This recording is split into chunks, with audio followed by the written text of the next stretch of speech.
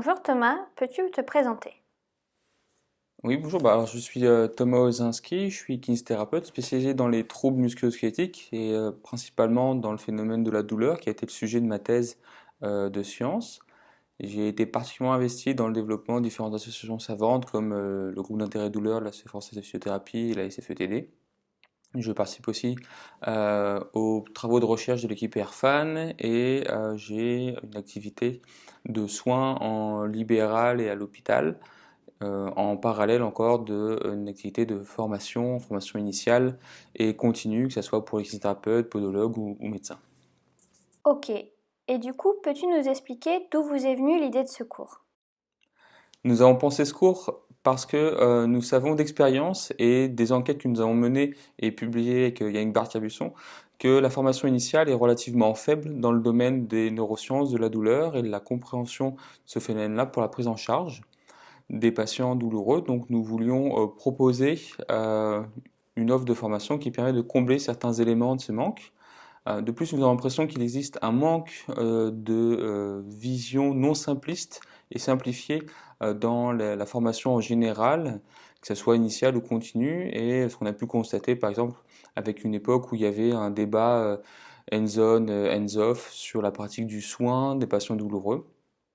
Et de façon assez simple, c'est des données de cours que nous n'avons jamais reçues, nous, en formation initiale ou continue, et nous pensons en fait que c'est quelque chose qui nous a relativement manqué. Donc on pense qu'il y a un réel besoin de maîtrise des données de science dans le raisonnement avec des patients souffrant de douleur. D'accord, je comprends mieux. Peux-tu nous expliquer quels sont les intérêts de ce cours? Quel pourrait être l'intérêt d'un tel cours? C'est une juste question. D'un point de vue non objectif, évidemment, je dirais qu'il a été conçu pour essayer de développer du sens et faciliter le choix des thérapeutiques sans en présenter forcément. Notre volonté, c'est comme toujours de faire des formations centrées sur le praticien, comme on pourrait le faire avec les patients où nous avons des soins centrés sur les besoins du patient. Nous voulons nous centrer sur les besoins du professionnel en développant l'intérêt des neurosciences dans la compréhension d'un patient et le fait de se sentir plus compétent dans la prise en charge du patient. Dans notre conception, en fait, les professionnels ont déjà beaucoup de connaissances et nous pensons que nous pouvons, en ajoutant seulement quelques notions sur certains domaines de comportement, de physiologie, permettre de se sentir plus à l'aise dans la prise en charge d'un patient douloureux qui vient nous solliciter en soins. Ok, mais du coup, est-ce la formation parfaite ou est-ce qu'il y a des limites? Oui, comme tout cours, cette formation aura des limites. La formation a été pensée pour aider à l'utilisation des données de neurosciences, de comportement, de neurophysiologie de la douleur sur l'interprétation d'un patient, de sa plainte et de ses conditions de venue. Donc, on s'attend à ce que les personnes qui viennent aient déjà des notions sur ce qu'est le modèle biopsychosocial. C'est quelque chose que nous développons dans le cours Parlons douleur pour aider les personnes à comprendre ce qu'est le modèle biopsychosocial des patients douloureux. Donc ça, nous considérons que c'est relativement acquis pour faciliter le travail de raisonnement.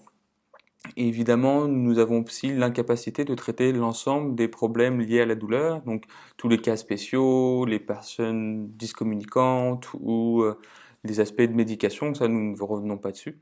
Et surtout, la dernière limite serait une personne qui viendrait chercher une recette miracle, parce que c'est pas ce que nous voulons faire. Nous savons que les collègues ont déjà des connaissances, de nombreuses connaissances, et nous voulons nous venir apporter quelques notions et l'entraînement pour le raisonnement et pas donner de solution miracle parce que malheureusement elle n'existe pas, il n'y en a aucune qui a été montrée dans la littérature, on n'a que des effets moyens, on n'a pas encore d'outils qui permettent de dire voilà, face à telle situation c'est tel traitement qu'il faut faire. Donc il faut plutôt développer son raisonnement, ses connaissances assez larges et son humilité pour réussir à prendre en charge correctement un patient. Ok, merci pour ces précisions. Est-ce que tu as d'autres éléments à nous apporter?